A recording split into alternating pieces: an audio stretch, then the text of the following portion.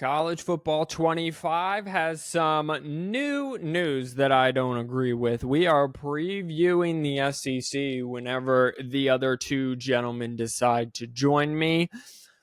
And we are 1 week closer to the college football season. All that next on 4th and 1 podcast. Did we just see anything we just saw?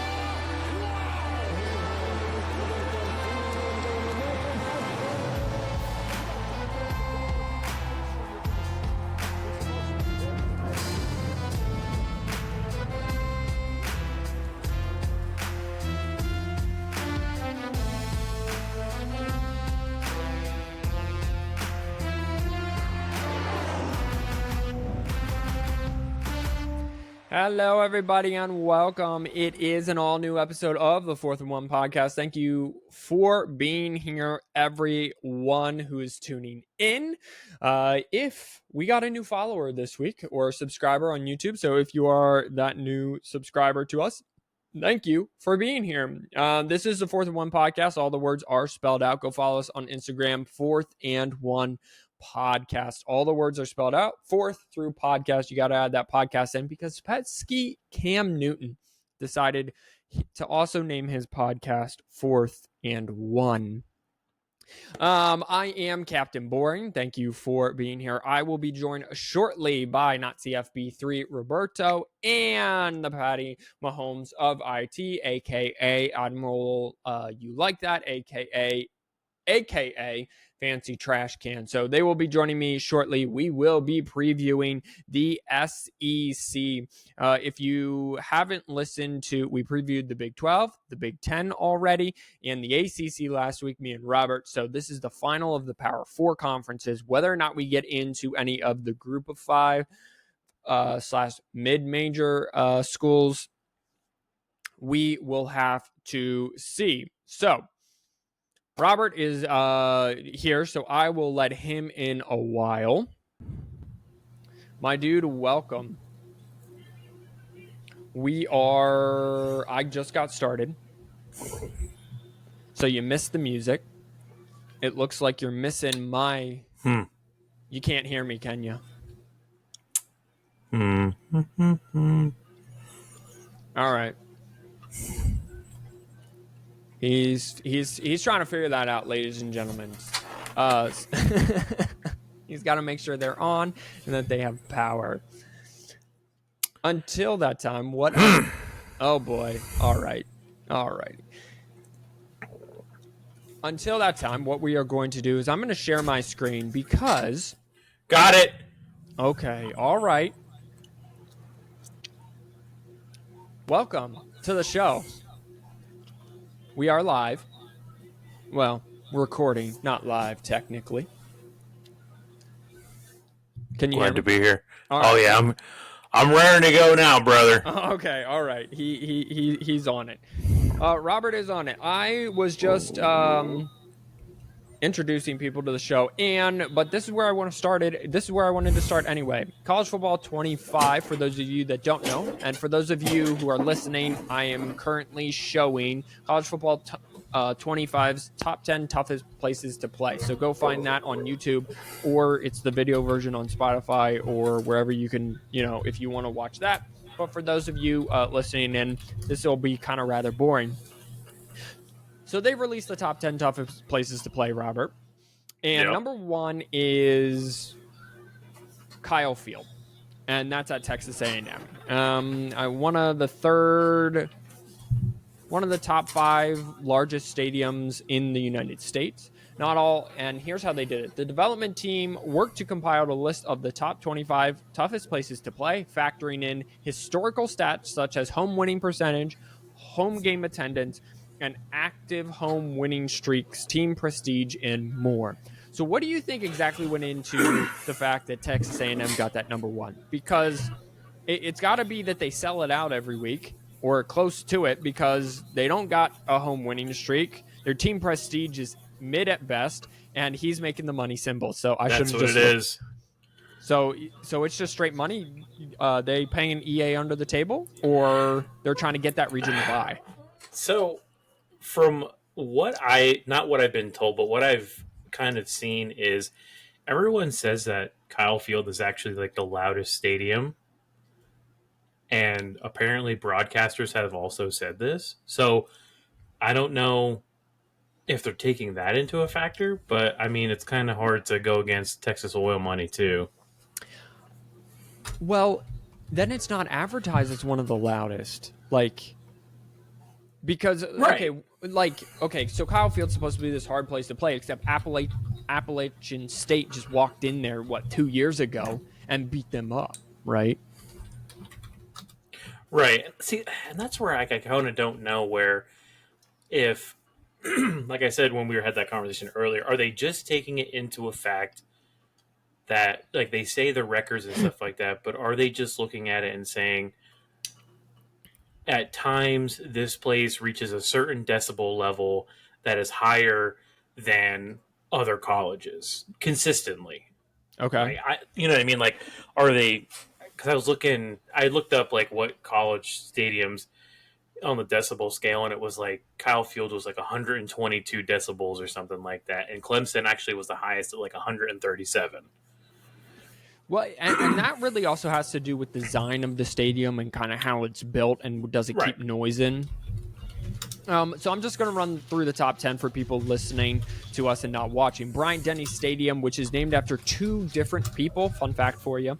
Alabama's number 2. Tiger Stadium, LSU is 3. Ohio State is 4. Sanford Stadium, Georgia's 5. Beaver Stadium is 6. Camp Randall, that's Wisconsin, is 7. Gaylord Family Oklahoma Memorial Stadium, that's a mouthful, and I thought Gaylord was just in that movie Meet the Fockers. That's Oklahoma, that's 8.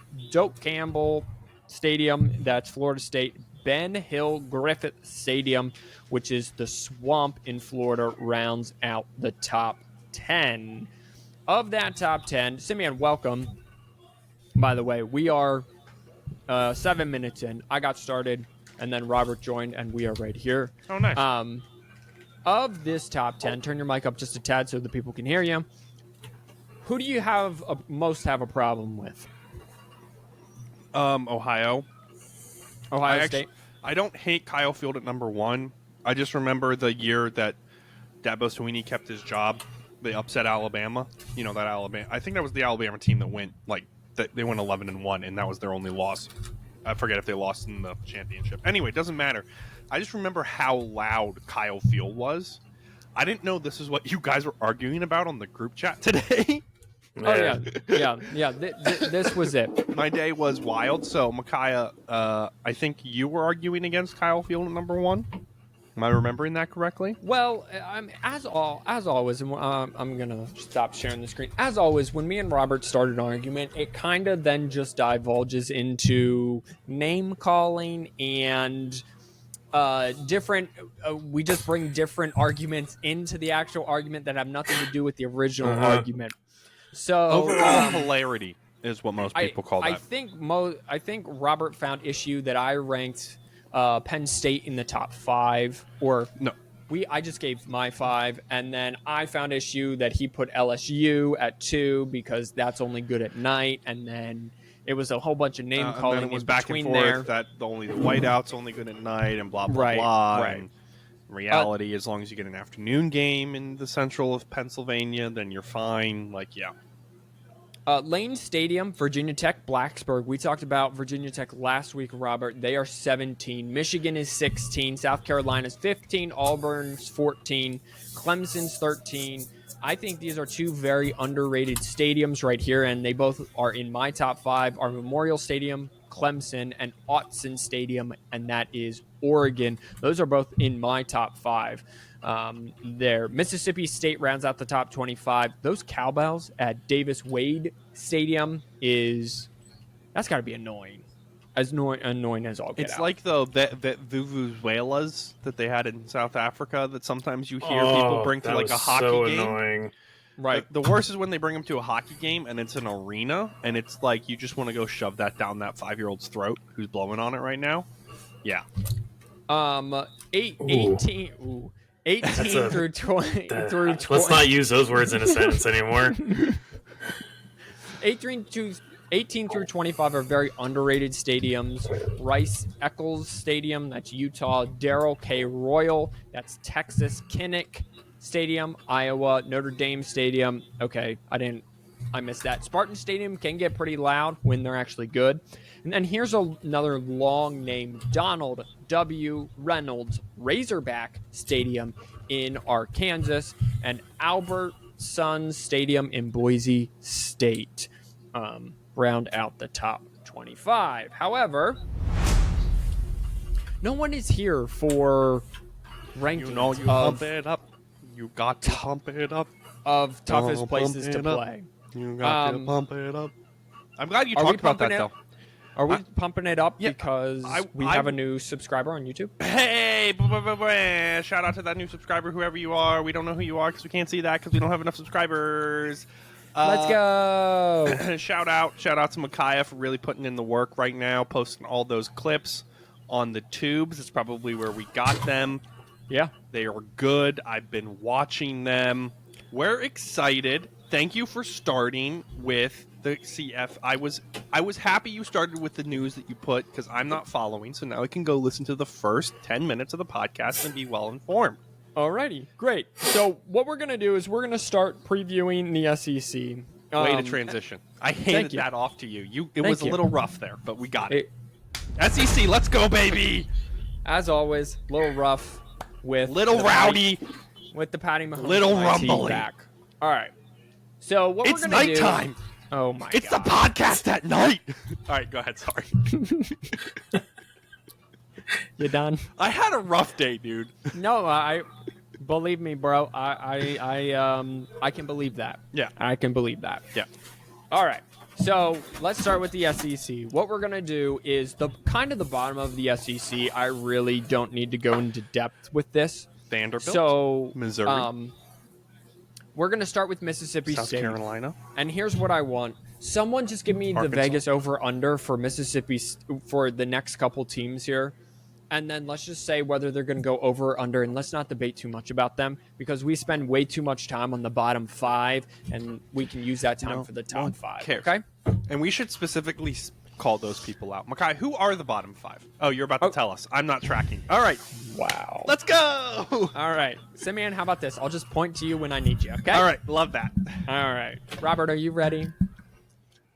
Oh, I'm ready. Okay, all right.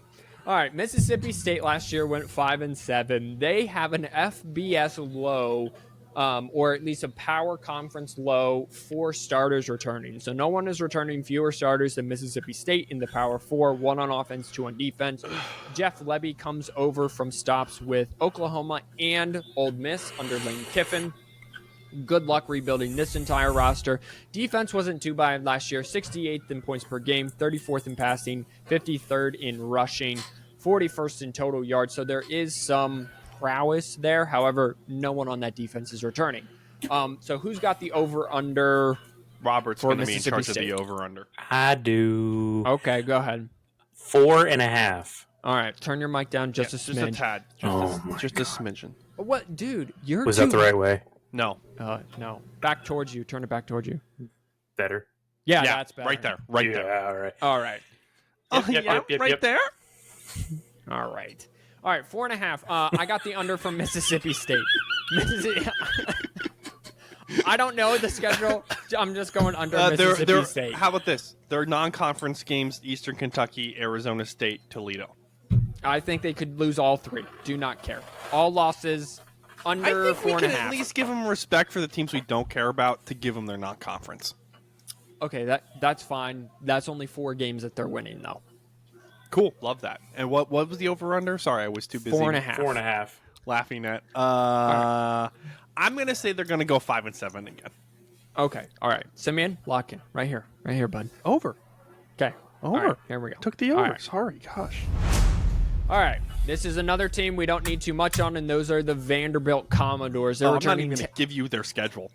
They're returning 10 starters. They are getting running back. Here's the thing about Vanderbilt. Defense was last in the SEC in points allowed for 3 straight seasons. So that's 21, 22, and 23. In terms of nationwide, they were 131st out of 133 in total yards, 129th in points per game and passing per game. My biggest question here, will Vandy ever be good?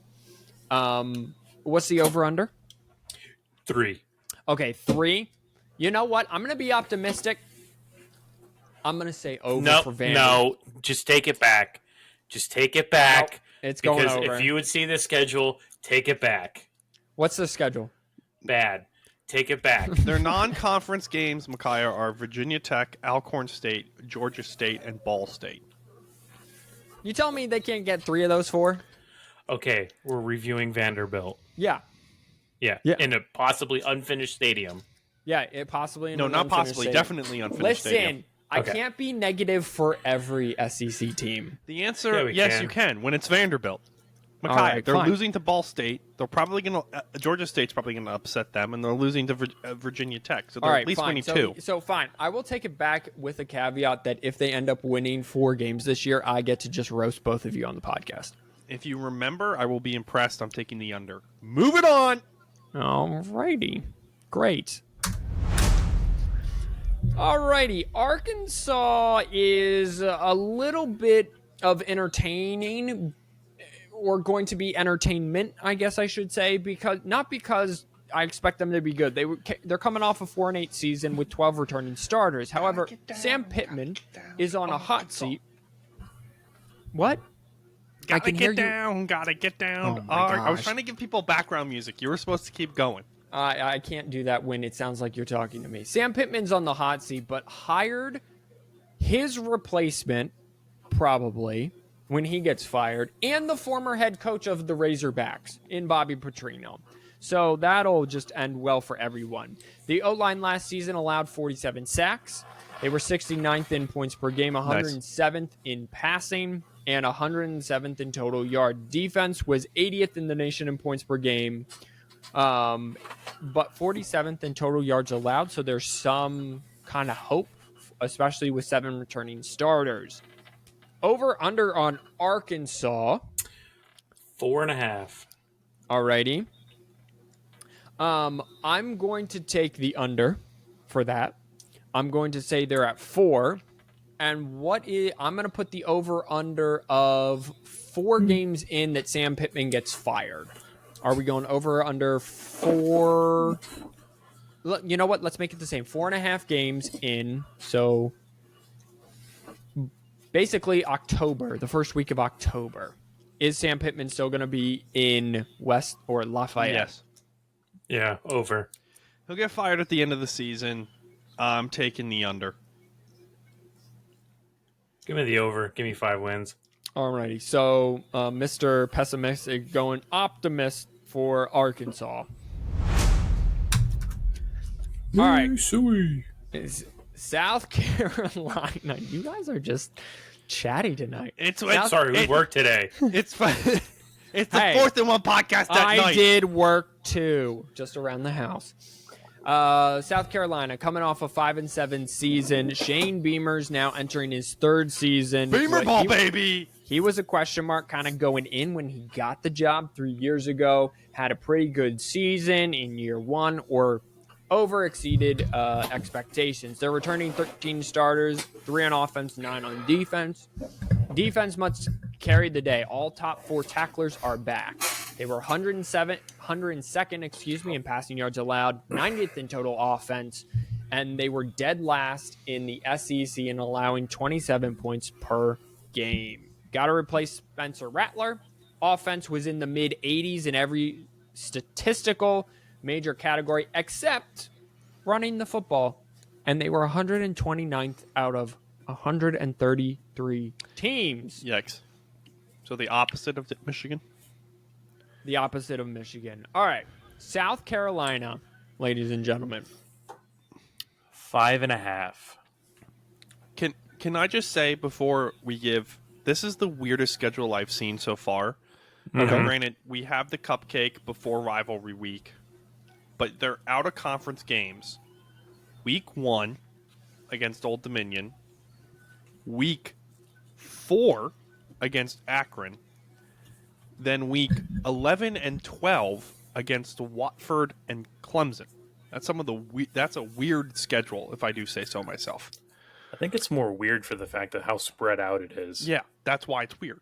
Yeah. Not who it is. It's the structure of it is weird. What is it? 5.5 for the over under? Yeah. That's tough. You know, it's always one of these low level teams that surprises us by week 7. You know, they're like 5-2, and you're like, where'd you come from? You know, sort of situation. Maybe if they can put it together at the stretch, and then, you know, they end up losing a lot. It's going to be a pushover. Yeah, I think that's where I'm at. I am going to take the over. I do like Shane Beamer's style of coaching. I think he's 6-6 at best. 5-7. He lost a game along the way he should have won last year. Alrighty, Kentucky. So I think let's go from the top 12 and let's get a little serious about the top 12 because Bob Stoops is entering his 12th season as head coach and he deserves to be talked about in legitimate coaching terms. He's one of the longest tenured head coaches in the FBS. 17 returning starters. That is top 5 in the entire country. 6 on offense, 9 on defense. Brock Vandagriff is coming over from Georgia, transferring in to take over the QB spot. However, along with Brock comes a new offensive coordinator from Boise State to install a tempo offense because the offense was 100th in total yards in 2023. Ray Davis, their star running back, went to the NFL last year, so that's a downside, and they're looking to replace him. Defense, Mark Stoops' calling card was 93rd in passing and 123rd in defensive success rate, and I will give either one of you $5 right now if you know what that means, but I doubt it. Defensive success rate? Did I hear you say that correctly? They were 123rd in it, whatever it means. That's a weird. Are you making up? Defense. It means they did not. I'm not making numbers up. No. Are you making up statistical categories? I'm not. This is all from Athlon and 24/7. Good for them. Is the success rate just like how often they get teams off the field, like 4 and out, like under a certain number of yardage? I would assume so. I'll look it up while you guys do your thing. Oh, I thought you knew. Is the new No, coordinator I don't know. Bush Hamden? Oh, I'm looking at. I hope so because that's a banging name. Or did he get Andy Yes. out? Yes, you are. No, you're correct. Bush Hamden? Yes. Interesting. They had a weird season. Boise State had a weird season, which is why I'm looking. I mean, it's the Mountain West. It's I mean, yeah, but they fired a coach who was like the best coach in their. Oh, he's now the defense coordinator at TCU. He was like All right. Defensive success rate is a percentage that measures the success of a defense's attempt to stop the run or the pass. so playing defense. Yeah, and whether or not like on a given play, whether the defense will be successful in stopping that or not. That is the dumbest statistic.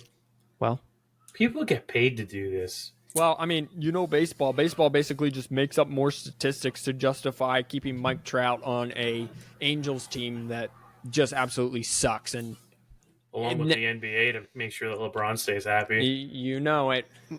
All right, someone get into Kentucky's over-under schedule stuff. 6.5. I have them all right here. Well, then go for it, my dude. I'm waiting on you. I was waiting for you to start talking about some statistic. You asked 6.5. You asked me what defensive success rate was. No, you asked us if we knew what it was. Right. And I thought, how are we supposed to know if we were right or wrong if you didn't know what it was? Because you would have said it with confidence. Like I would have known. 6.5 is the wins loss. All right. They start their schedule. I don't know how much we want to go into schedules. I don't know if people are finding them interested, but Probably not. probably not. Their first 4 games are at home. Their out-of-conference games, well, let's just do this. Southern Miss, South Carolina, Georgia, Ohio, Ole Miss, Vandy, Florida, Auburn, Tennessee, Murray State, Texas, Louisville. I'm going to go over. I think he's good for another 7 wins. 7-5 over. Yeah. 7-5. Simeon, you in with that? Yeah, I'm in with that. I'm not going to add anything. I'm in. All right. Yeah.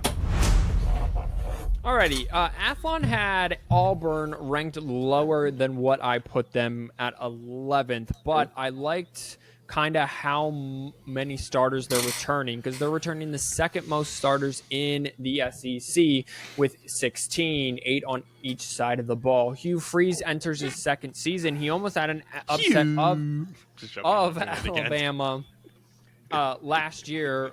So he's literally on the Brian Harsin kind of track right now. Offense gets Peyton Thorne back, but I'm not sure that will be a good thing. There's questions mark whether he will. Thank you. Whether he will start right now. Auburn was 124th in passing yards per game last year with only 162. Every time I turned on an Auburn football game, they were running the football and they didn't even throw it. True freshman Cam Coleman is supposed to be a stud wide receiver. He is one that got away from Ohio State. It's because Peyton Thorne's their quarterback. That's all they could do is run the Peyton Thorne their quarterback. Defense was not terrible. They were 47th in total yards and 43rd in points per game last year. So there's some pieces definitely to work with. I'm a little higher on Auburn. I'm going to guess the over-under sitting at 6.5. 7.5. 7.5. All right, so what's on Auburn? So then what's their schedule? Okay, again, second team, first 5 games at home. Alabama, A&M, California, New Mexico, Arkansas, Oklahoma, Georgia, Missouri, Kentucky, Vandy, UL Monroe, Texas A&M, Alabama. Wait, give me the middle of that schedule after Oklahoma? No, starting with Oklahoma. Oklahoma, Georgia, Missouri, Kentucky, Vandy. That's a brutal middle of the schedule. It's under. I'm going to take under as well.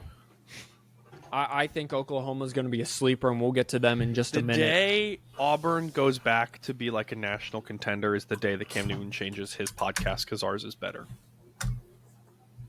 All right. It's reasonable. All right.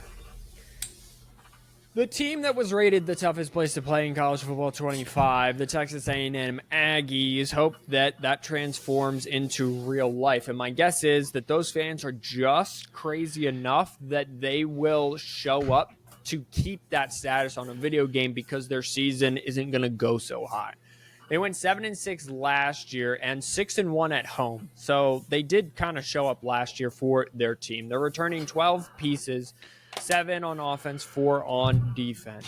Mike Elko comes in to establish culture. Colin Klein comes in from Kansas State to bring along Connor Wegman, who in his first 4 games last year threw for 1,000 yards, 8 touchdowns, and 2 interceptions.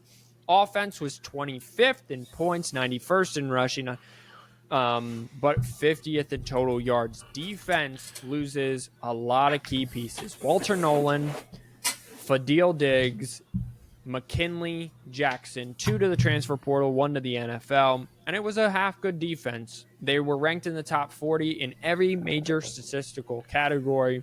So let's just pause here. We'll get into the over-under just a minute. I want to pose this question. Texas A&M has been missing one thing, in our personal opinion, or at least mine, which is culture. Offense. No, culture. Mike Elko comes in to establish that. Will the boosters allow Mike Elko to actually build something there and them not look for a quick fix and fire him after 3 seasons if he still hasn't reached the mountaintop? I mean, this is an easy answer if I've ever heard one before, but Robert, I'll let you.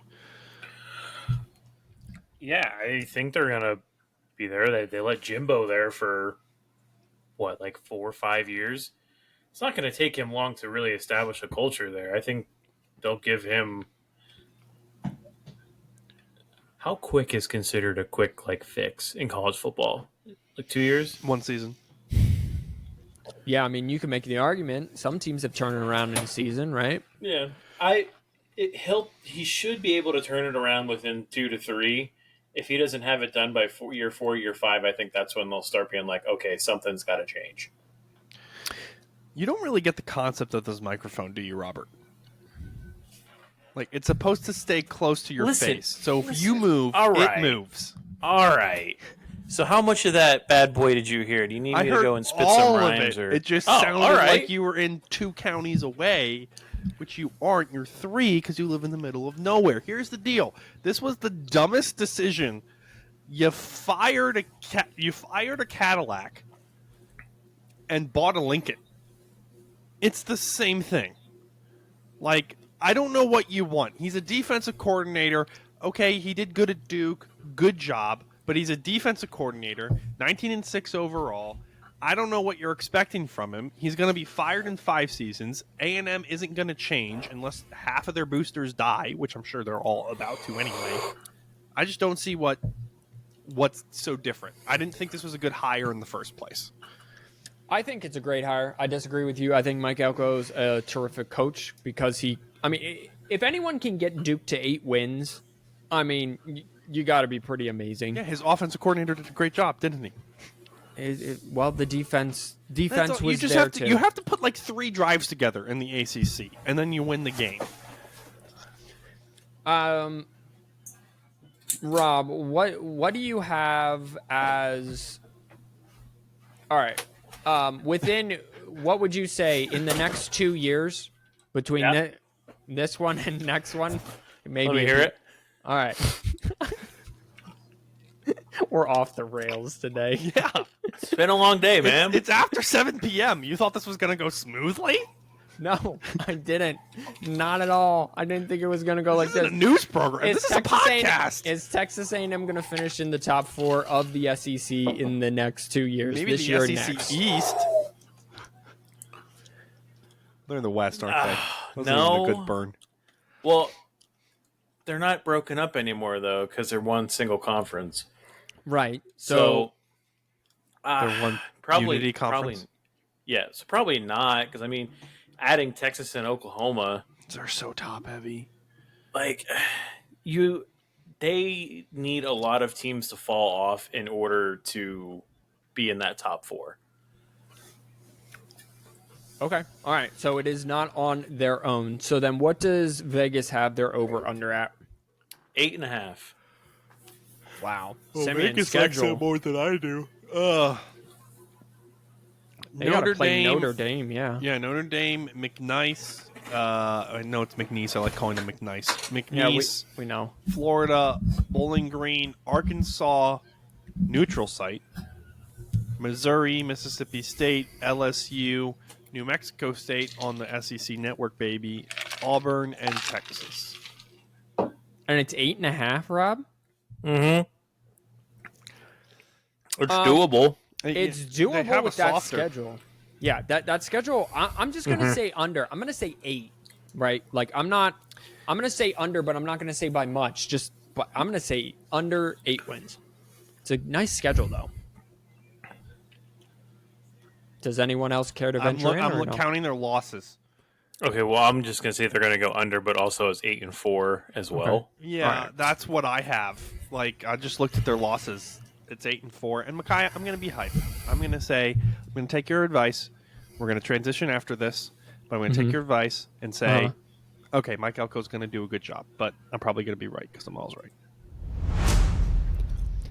Alrighty, well, it's win or go home time for Billy Napier down in Florida, the Swamp. He went 6-6 and then 5-7, and what you don't want to do is miss a bowl after you make a bowl in your first year, taking over for a guy who really, really sucked. They are returning 15 starters, 8 on offense, 5 on defense. Their schedule, I'm told, is brutal. I didn't look it up. This is just what Athlon said, so Simeon will get that to me in just a minute. It's brutal. So then my question is, when does he get fired, and does Urban Meyer return? We'll get into that. The offense gets Graham Mertz back. He threw for 3,000 yards. Very efficient. 20 touchdowns, 3 interceptions. They lose Trevor Etienne to Georgia. They lose Ricky Pearsall to the NFL. The defense was a problem in 23. They allowed 37 or 34 points per game. 6.5 yards per play, and was 71st in the nation in total yards allowed. So what's the schedule? Let's start with the schedule because I'm interested to see. Miami, Samford, Texas A&M, Mississippi State, UCF, Tennessee, Kentucky, Georgia neutral site, Texas, LSU, Ole Miss, Florida State. Wow. Yeah. I mean, it's back heavy. It's very back heavy, and even kind of their non-con, like even UCF, like they're not just gonna roll over. They don't have cupcake. They don't have any cupcakes in there. I mean, they have Samford, but I'm not. That's the beginning of the year cupcake. Everyone What's has the those. over/under, Rob? 4.5. Oh, Yikes. My. All right, so then let's play this game. Florida boosters aren't going to wait around for Billy Napier and a guy who went 6-6 and 5-7. We just heard the schedule. What game is he getting fired at? You think the firing a coach mid-season doesn't happen that often? Here's the hard part. It's a Florida thing to do. Yeah, go ahead, Rob. That's fair. Because for me, looking at the schedule, 2, 4, they could be 5-0 going into Tennessee. Yeah. So then, obviously, they don't really pan out at the end of the year. So it could be an end of the year firing. But, I mean, they could be 5-0 going to Tennessee. Like, you know, they'll be riding high at that point. Simeon, give me the first 6 games again. First 3 are home: Miami, Samford, Texas A&M, at Mississippi State, home against UCF. Yeah, I'm going to have best case scenario there. I mean, best case scenario there is 4-2 for me. That would only be 5 games. Sorry, Yeah, it's Tennessee 5 was the games. game after that. What was the game after that? Tennessee. Oh, so Tennessee's the 6th game. Yeah. He gets fired after Tennessee. That's a rivalry game anyway. He gets fired after Tennessee. Oh, I forgot that's a rivalry game now. I don't know. That's tough. That's he a did tough. so kinda- good at. He did so good at where he was at the Raging Cajuns. That's not. Louisiana. That's just Louisiana, straight up. Louisiana Lafayette. Yes. So, like, I don't know. The issue is that Yes. I don't know if he can turn this around. Like, you're gonna know at that Miami game if they come and shellac Miami, like they probably should. Hasn't been anything. Like, I it's think like they could lose that game. which that I think you're gonna know after week 1. Yeah. So if not, it's Tennessee. I agree with you, Micaiah. I'm taking the over still. I still believe in Billy Napier. I think he might turn it around, but I do want to know why Trevor Etienne left. If that was like a Because he wanted to win. I'm gonna say if That's a valid Billy point. I Napier forgot where he coaches, went. if Billy Napier coaches the whole season, they're hitting the over. If he doesn't coach the whole season, they're going like 4-8, 3-9, right? Like there's no shot. I would love to see them, which is the Texas is going to be too good. Okay. I'm sorry, I hit it early. I thought No, I would love to see him with 2 losses going into Florida State because I just think Texas and Georgia are just going to be that good. But yeah. I don't think it's going to happen. I'm not holding my breath. All right, second time's the charm there. Number 8 right above them is LSU. They went 10-3 last year. They lost the number 2 overall pick at quarterback and the Heisman Trophy winner in Jaden Daniels. They are bringing back 13 starters, 6 on each side of the ball, and then a kicker. The offense led the nation last year in total yards points per game. They were 3rd in passing, 11th in rushing. They're replacing both their offensive coordinator, quarterback, top 2 wide receivers, top running back. Can they still score? That's the big question mark here. I think yes. They have to fix their defense. Their defense has not been good since Brian Kelly's got there. They were 106th in total yards last year, 81st in points per game, 118th in passing, and 87th in rushing. They brought in 5 defensive transfers to help out. My big thing is Brian Kelly was going to have immediate success because of the lower academic requirements at LSU. He's done that so far. Robert's shaking his head. I'm counting things. Losses? Yeah. Okay. Let's start with the schedule here real quick.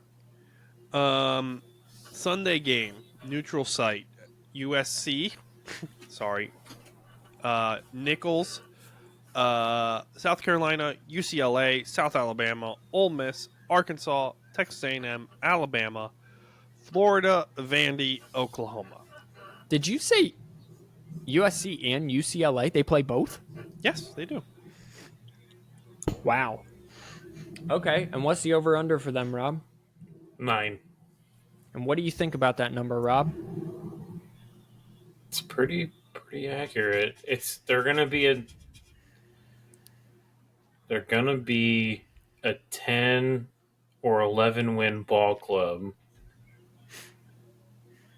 So I would take the over. The big ones are going to be Ole Miss and Alabama. I'm going to also take the over. I think that they get both those California teams. And I think that week 1 game or week 2 against USC, I don't even think that's a game. I think they're roughing up. I think they're coming out with pride. This defense is going to hear about how terrible they were all offseason. They're going to come out with a mission, and they're going to shut down Lincoln Riley in the second half. This is my dark horse for the national champion.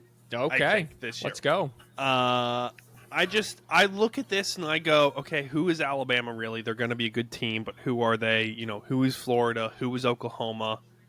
Okay, so if they get through the first half, they can probably get through the second half, and I think it's going to look a lot like Michigan. Is probably if they fix, like you just said, Mackay, if they fix their defense, which I'm sure they're going to, because Brian Kelly is a good coach.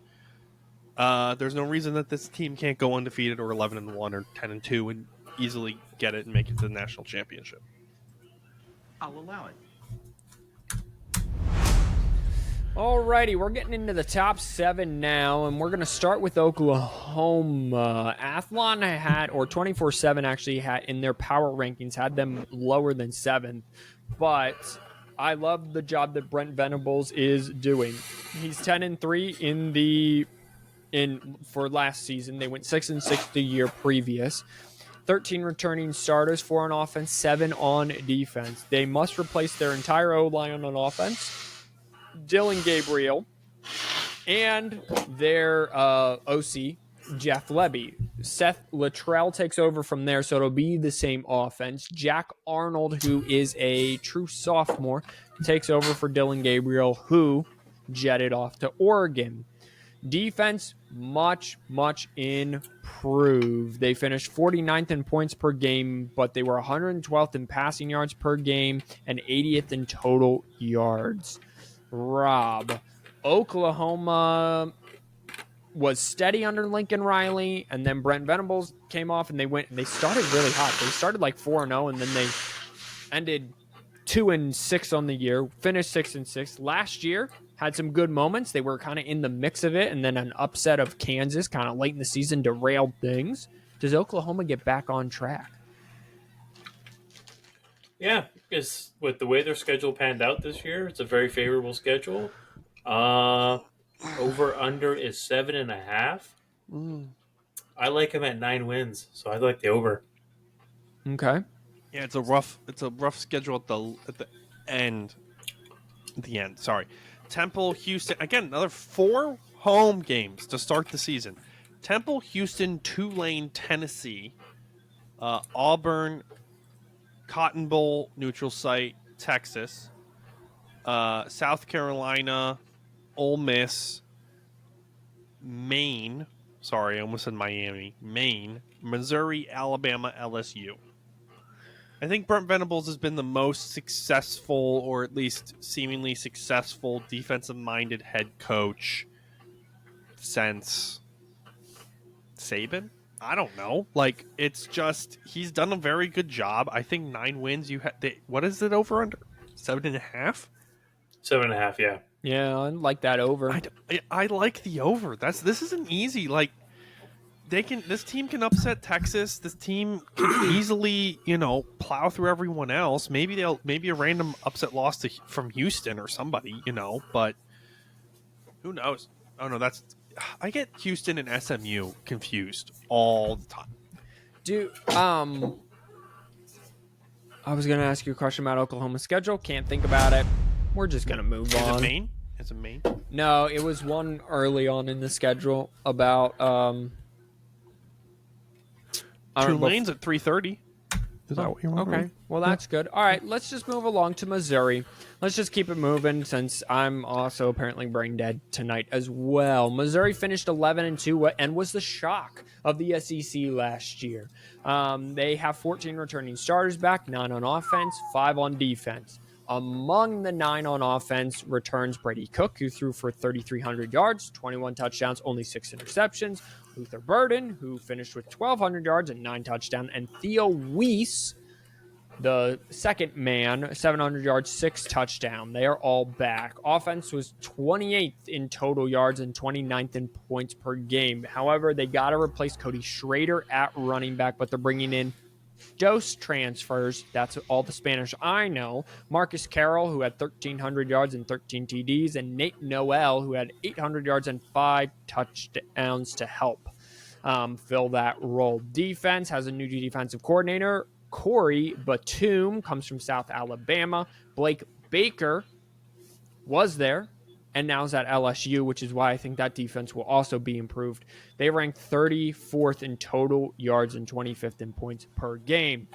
Is Missouri going to continue on the upward trend and 11-2 or 10-2 get you a spot in the playoff more than likely this year? So are they in the playoff? Yes. That's Yeah, they should be with the way their schedule looks. Yeah, they definitely should be. And what's that schedule look like? great transition, guys. Murray State, again, 4 home games. SEC, top heavy, beginning heavy, whatever that's called, for home games. Murray State, Buffalo, Boston College, Vandy. 0-4 to start the season. Texas A&M at UMass, possibly 6-0, 5-1. Auburn, Alabama, Oklahoma, South Carolina, Mississippi State, Arkansas. Very winnable schedule, especially down the stretch. The only trip up there is what, Alabama? Oklahoma. Maybe Oklahoma, depending on how they're playing. Maybe Yeah. Texas A&M. So I would say easy schedule as well, or easier schedule, at least on paper. I would take, and what's the over-under? I'm sorry. 9.5. Yeah, hammer that over. That's the one of the easier over If not, hammers. that everyone's I'm gonna fired do. at the end of the season. I- Also, Blake Baker is the highest paid assistant, just to let you know, in the FBS. Love that. Actually, Mom wanted more fun facts anyway. She commented on the pod. She wanted more fun facts. So Well, there you go. There's your one. Mom, here's another fun fact. Tennessee plays in a stadium called Neyland Stadium. Their favorite thing to do is do the checkered board. So all throughout the stadiums, they will dress in white and orange all throughout, and it looks like you guessed it, checkered board. Racism. Oh, wait. No. Tennessee's went 9-4 last year, returning 9 starters, 5 on offense, 3 on defense. Nico Lemon La Vida Loca. is how you say that. He takes over from Joe Milton at quarterback. He did start the bowl game. He threw for like 250 yards and 2 touchdowns, I think.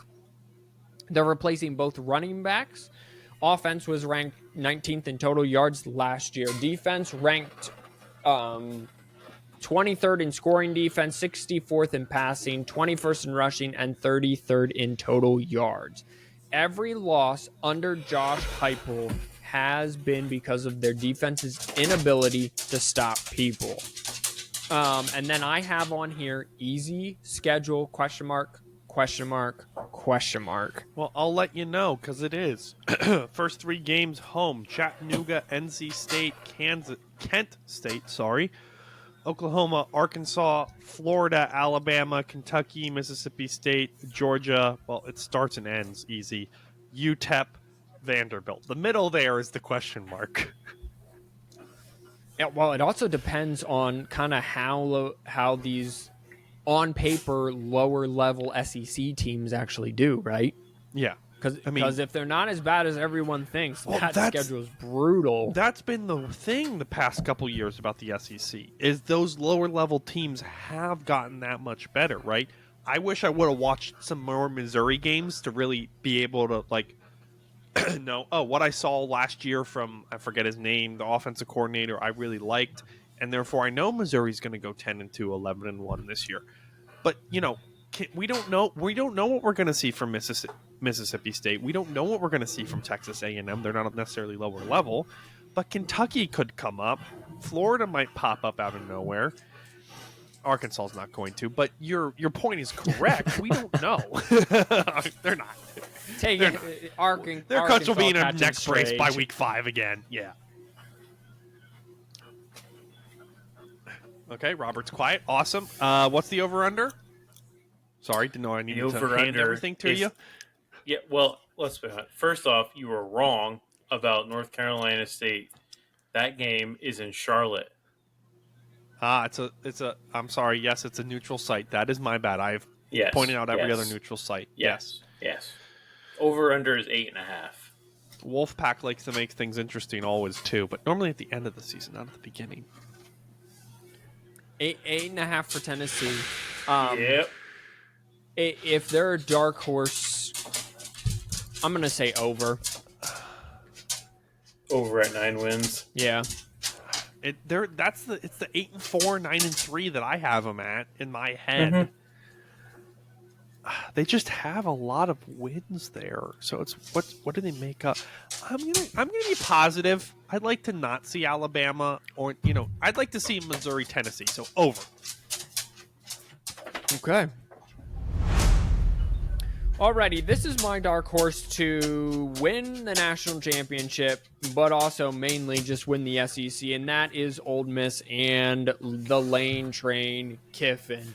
They went 11-2 last year. They are returning 15 people, 8 on offense, 6 on defense. Starting quarterback Jackson Dart is back, 3,300 yards, 23 touchdowns, throwing 5. them darts and smoking them darts. Exactly. Interceptions. Quinshon Judkins is out to Ohio State, and Ulysses Bentley IV, who played kind of part-time, his backup ran for almost 600 yards last year. He will get the full-time load. Offense ranked in top 20 in points per game, passing yards and total yards. John Saunders, Trey Washington back for defense that was also half decent. 40th in points per game, 75th in passing, 73rd in rushing yards per game. I don't know the schedule. I don't know the over-under. But if Lane's going to pop off, he needs to do it soon or he's going to run out of favor. Wait till you hear the schedule. Okay. What's the over-under, Robert? 9.5. Okay. Here's the schedule, Micaiah. Okay. 2 games at home. Furman, Middle Tennessee. Those should be dubs. Dubs. At Wake Forest on the C-Dub. Okay, that on the CW. Let's go. That's going to be a W on the W. Georgia Southern. Okay, Kentucky. Dub. We're starting 6-0. South Carolina. 7-0. LSU. Oh, okay. Oklahoma. Oh my. Arkansas. Okay, back on track. Georgia. Oof. Florida. Okay, back on track. Mississippi State. Okay. Yeah. So here's the thing. Here's what Lane Kiffin has done differently, right? When I think of Lane Kiffin, I think of Lincoln Riley for some reason. The difference between the two, Lane Kiffin can win a big game. Lane Kiffin is born and bred kind of SEC. He can. When maybe they're toss-ups. I would love to know his ranked opponent's record. And maybe I'll look that up here. But that LSU game, that Oklahoma game, that Georgia game, those are all toss-ups. So it's easy, 9.5. I'm going to take the over. I'm with you. I think this is the Lane chain choo-choo into the station. What scares me is that Lane. Okay, so yes, he will. And I'll let me finish this thought, and then Robert, I'll let you get to whatever you just found. Lane tends to, in his biggest season games, will just choke the bed. Last year against Georgia, number 1 Georgia at night, they get just throttled. They give up 350 plus yards on the ground. Then they go to Alabama. Alabama stumbling and bumbling out of the gate. Have them at home and can't even beat them last year. You know what I just found in you.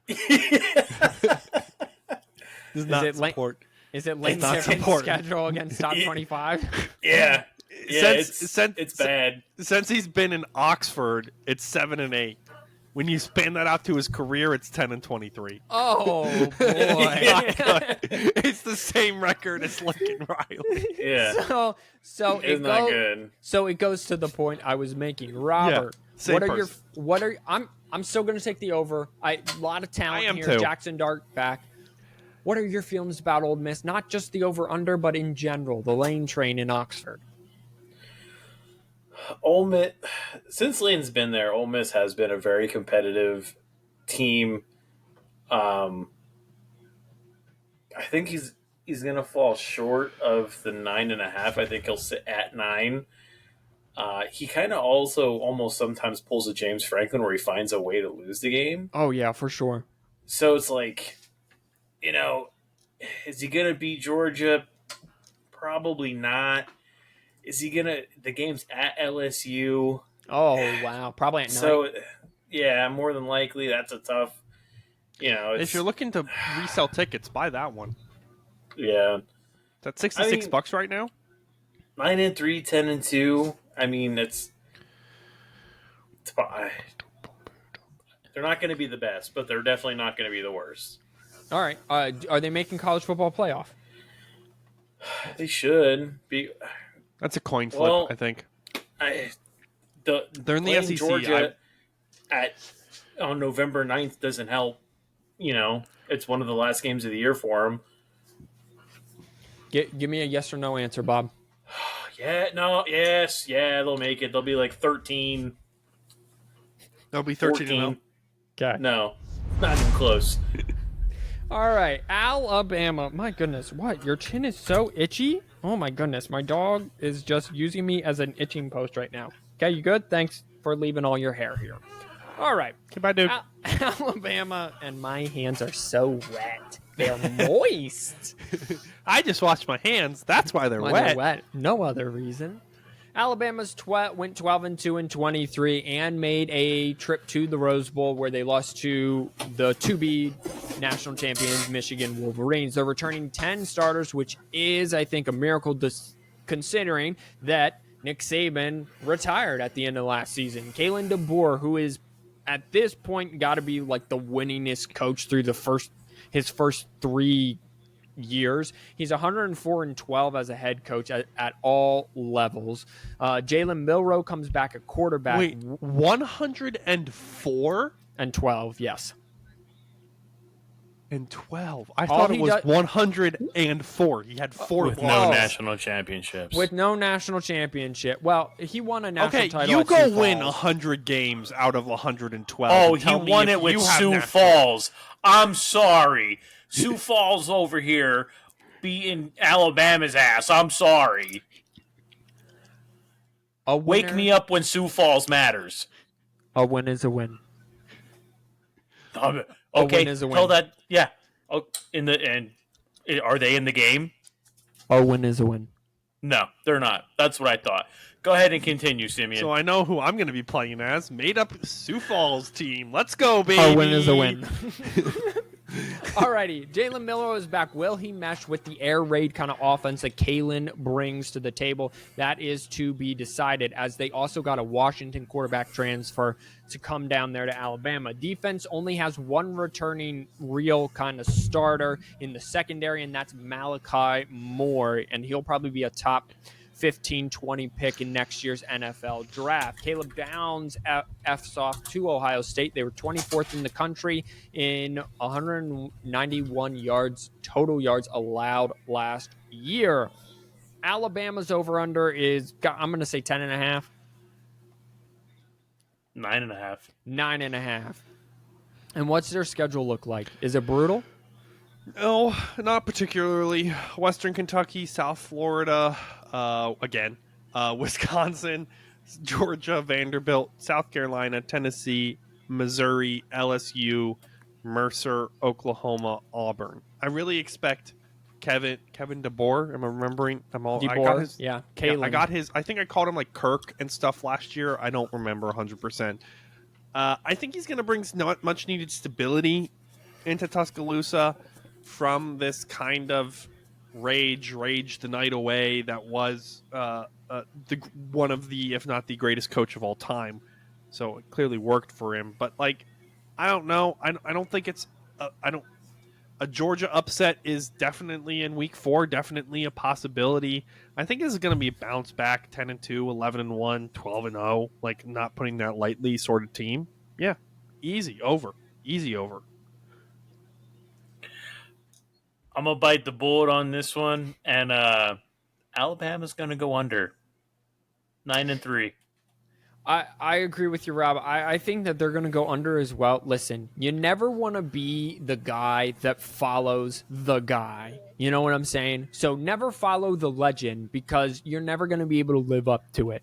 And in season 1, I'm not like, even Washington went 9-3 in his first year at Washington. It wasn't until year 2 where he popped off. Now, we can have the big argument at a later time as we are just previewing the season. Robert likes to say, Kalen's never been anywhere long enough to let his recruits play out.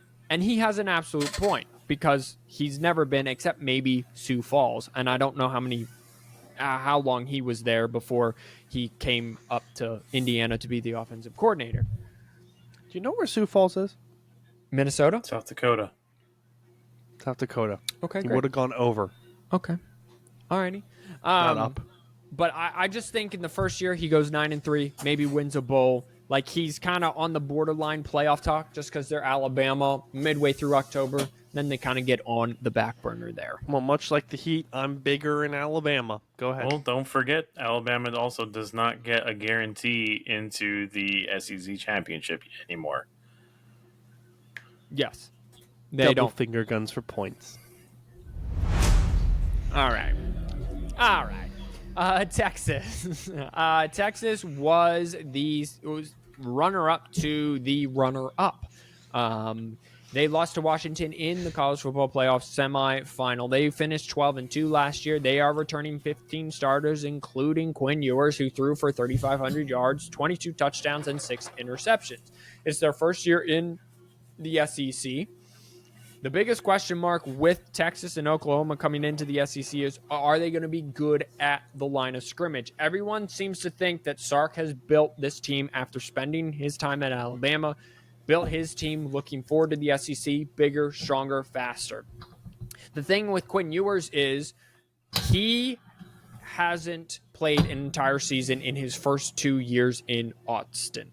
Last year, Malik Murphy had to start a couple of games. And the year before that, the backup Hudson Card had to start a few games because he was injured in the Alabama game. He also has to not turn the ball over. In Texas's 2 losses last year, he turned the ball over combined 5 times. So he's got to be able to do that. They lost a lot of production at wide receiver. Xavier Worthy, Adonai Mitchell both left for the draft. They ranked in top 20 in every major offensive category. Defense was 3rd in rushing last year, but they lose their 2 great defensive tackles. They got to clean up that secondary as it was 116th against the pass. So that's a lot of information. And what do you guys think about Tejas in the SEC? These are a lot. People say 3 guarantees to make the playoff: Ohio State, Georgia, Texas. Well, those are the top 3 according to FanDuel to win a national championship. Plus 300, plus 420, blazing, plus 800. So, Nice. Dude, you're Thanks. on point. You guys are on point when you're tired. No, I just think you're not filtering us as much. Oh, is your dog dying? Is he jumping out the front door again? Is your Continue. You hear that? You hear that? hear That's that? Texas coming.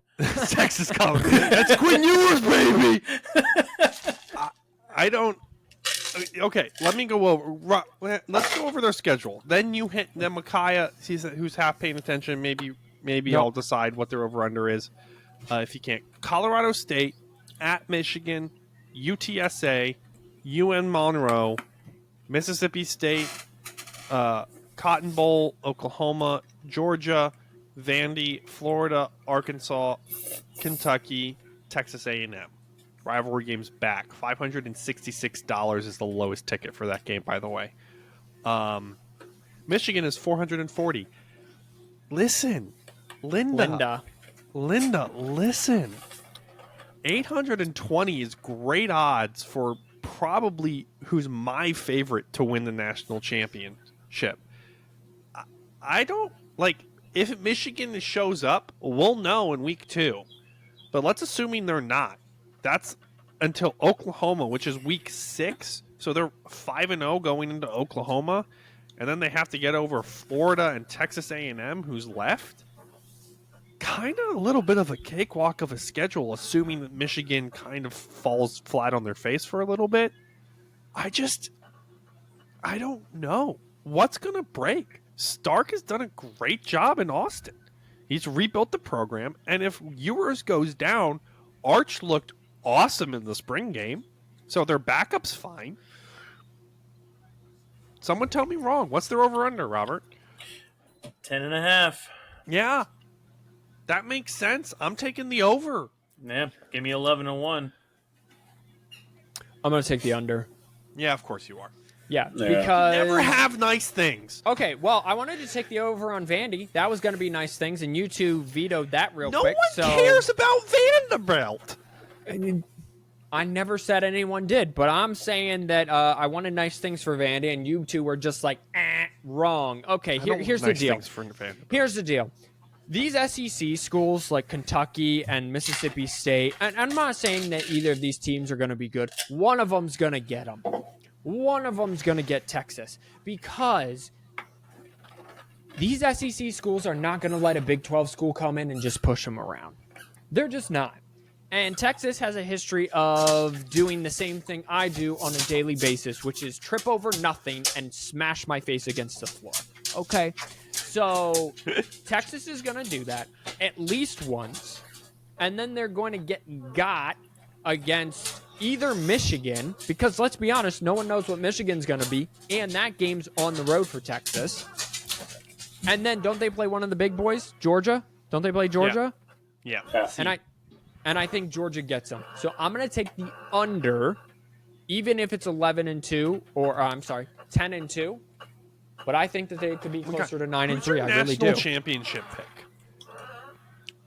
My national championship pick, Ohio State. Yeah. I did this last week. Did I miss that or something? I We didn't think do the so. Big Ten last week. Did we do the Big? I thought we started with the Big Ten. Yeah, we did. But you should You listen decided to. to throw that in randomly. Yeah. Oh, Hey, okay. Robert, yeah. you liked it. I did. I'm just saying you did. Oh yeah, yeah. You I threw mean, it in randomly. I mean, it was super random. Yeah, absolutely. I don't hate it, but like I It was also like, oh, here's Yeah. here's I think- Clemson. Oh wait, let's stop everything for a minute, and I just want to talk for real here. Just so everyone knows, and then we can cycle back when we do this at the end of the year.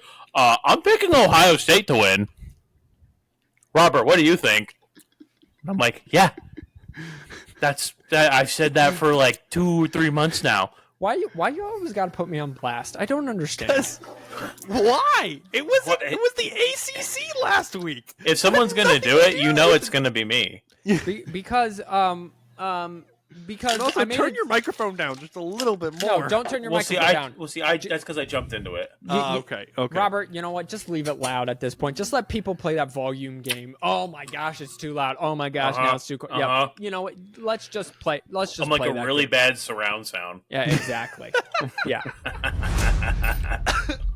Alrighty, the team right, that so no I one don't respects think will Texas be a besides really me. bad surround sound, and that is Georgia. Their only loss last year came in the SEC title game. You could make the argument they should have been in the college football playoff. Again, I don't make that argument, but you could make that argument. I They're don't think that returning argument. 16 people, 8 on offense, 6 on defense, including their starting quarterback, Carson Beck, who threw for 3,900 yards. I did not know that. 24 touchdowns, 6 interceptions. 4 of the 5 offensive line starters are back. four of them that are back started at least 6 games last year. Last year, their offense was amazing. They ranked top 5 in points per game and total yards, 11th in passing, 21st in rushing. Defense will always be elite, I believe, under Kirby Smart. They were 5th in points per game, 9th in passing yards, 20th in rushing, and 9th in total yards. Guys, if there's a team to dethrone Ohio State, my national championship pick, Robert's national championship pick, or should I say Robert's national championship pick. Nicely played. There was no need for that. Well, dude, you put That me was on no need blast. for you to I be a put you on ginger, black. but here we are. Whoa, whoa, whoa. Okay, I'm sorry. I didn't need that either. Just because you had a bad day at work today doesn't mean you got to take out on the other guy who actually went to work today. You have Okay. no soul. You don't feel any feelings. Golly.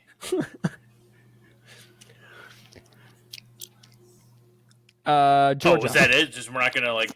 How do you want me to recover from that? Go. What do you I don't want? know. You want the Like, schedule? All right. You're the host. August 31st. Neutral site at Clemson. I was Tennessee just gonna Tech, let you guys get Kentucky, all of it out. Alabama, Auburn, Mississippi State, Texas. Neutral site Florida. Ole Miss, Tennessee, UMass, Georgia Tech. Dear Lord, Robert, this is an you easy. You say that Alabama no longer has a automatic bid into the SEC title game. Georgia no longer has an automatic bid into the SEC title game. I will make the argument that the SEC East was way easier than the SEC West. Oh, yeah. And okay, I So mean, I think everyone saw that. okay, all right. So I think my blind uncle saw that. Kirby Well, it's the same as Smart. the Big Ten. Kirby Smart, you are correct. Kirby Smart is excellent against everyone but Alabama and Nick Saban. He was One only could say 2 he and was smart. I think it was either 2-4, or 2-6 against Nick Saban. So losing records against Alabama, everyone else winning record. He continues that streak. I think they have a shot to go undefeated. I really do, just because they're angry. What's the over? Oh no. 10.5. Yeah, over. Easy over for Georgia for me.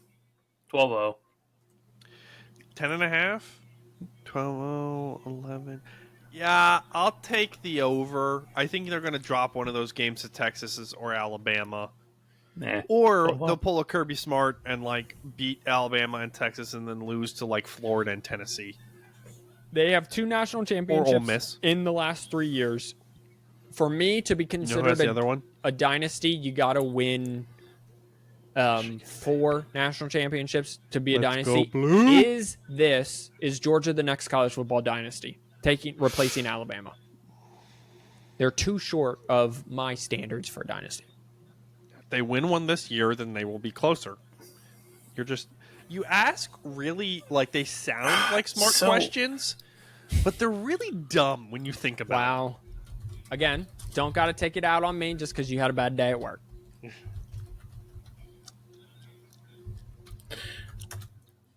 Sorry. Googling let's something. see. That's fair. No, So- that's fair. so no one's No, gonna answer. So, I did. so technically, a team that excels among their division, league, and or sport over an extended period of time, 2 titles over a short period of time, generally winning at least 3 titles. So if they win a title this year, then by the technical standards, it's a dynasty. Mackay standards, no, they have to win 50 The f- championships in order to be They it. have to Yeah. win 4. 4 to be a four dynasty. in No, what? no college football team is going to win 4 in Alabama. in- In what? in a close scenario ever In again. what? Yeah. Except what for probably time, Alabama. What time frame, Mackay? Are we talking like 10 years? No, 4 in 8 years. So 50%. 50%. That's crazy when you think about it, but also doable. Yes. But also, okay, hold on. Oh my no. gosh. Hold on. It's doable. It's doable for them. I But don't. not I for don't think. anyone else. I think we're kind of spoiled for choice here because we had Tom Brady and Nick Saban at the same time. We have these people who built these dynasties, and now we're like, well, yeah, 50% is a dynasty. I think I agree with Robert on this one, Micaiah. I hate just don't to be think. this guy and be piling on you right now because normally I like to agree with you on these sorts of things, But I think we need to take a step back and realize in the grand scheme of things, we don't get Nick Saban and Tom Brady every 10 years. And so you know, guys are saying 3 in a decade, so 30% is a dynasty. So you guys are saying that there's not going to be a dynasty. No, I don't think so. Alabama did saying. 5-8, right? So I'm just knocking it one back. Give me 4-8, 50%, right? Michael Jordan numbers, right? I'm making it easier. I think you can get a dynasty. I have no issue with giving them, but I'm giving them 3-10 to make them a dynasty. 3-10, they're going to get that this year. That's what I'm saying. I would grant it to No, them they're this not year. because you said Ohio State. And I said Texas. But the point is, The point is still there. Just because The you had a point bad is day still at work there. doesn't mean you got to take it out on me. I just think with the way college football is changing, it's going to be a lot harder to get those dynasty teams. Like Alabama's was mainly just recruiting and under the table money, where now you have to legally It's over the table money. show. Yeah, so it's over the pants instead of under. I think it'll be a little What? harder.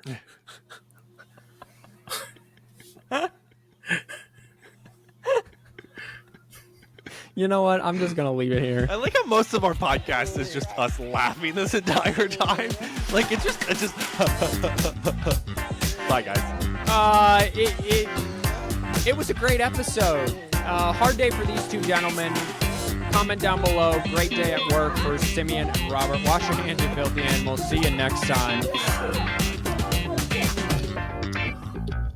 4th and 1 podcast.